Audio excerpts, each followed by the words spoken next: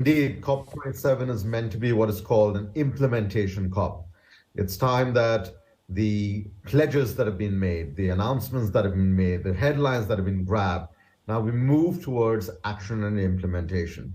And that, of course, is incumbent on the governments making the pledges, but it's also incumbent on the companies that are also claiming to move towards net zero. And this is why Secretary General Antonio Guterres created this high-level expert group, of which I was a member, to look at what is the rules and principles that we should be following to ensure that the companies that are making those pledges are indeed sincere and are not greenwashing. And we made it very clear that you cannot claim to be moving towards net zero if you don't have a clear target, a clear pathway, interim targets in the near term. You cannot be using cheap credits to buy offsets rather than reducing those emissions yourself.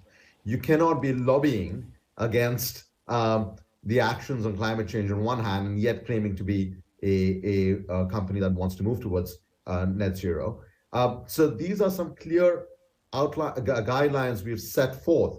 Now we hope that as we move more from sort of a voluntary declaration of commitments, we can move increasingly towards more regulated markets in a way that actually helps to separate the wheat from the chaff.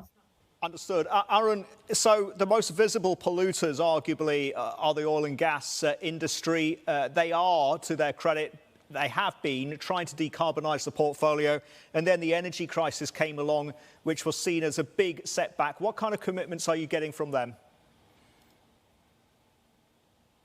Well, we have to understand that the energy crisis, as it is certainly impacting several countries across the world, is, while it is an urgent crisis, it should not trump the important crisis, which is the climate crisis impacting companies and countries across the world.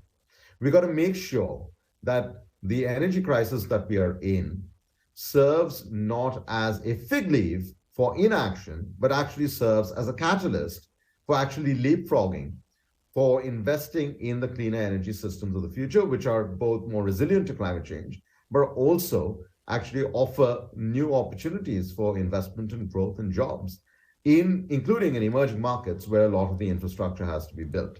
So we need to hear that from the companies that are now using this energy crisis as a reason to continue to invest in additional production and even exploration of fossil fuels. So we made it very clear that when it comes to net zero pledges by corporations, they have to have a very clear timeline of phasing out of these of their investments in the fossil fuel sectors, and we need to hold them to account to those pledges and the pathways that they outline.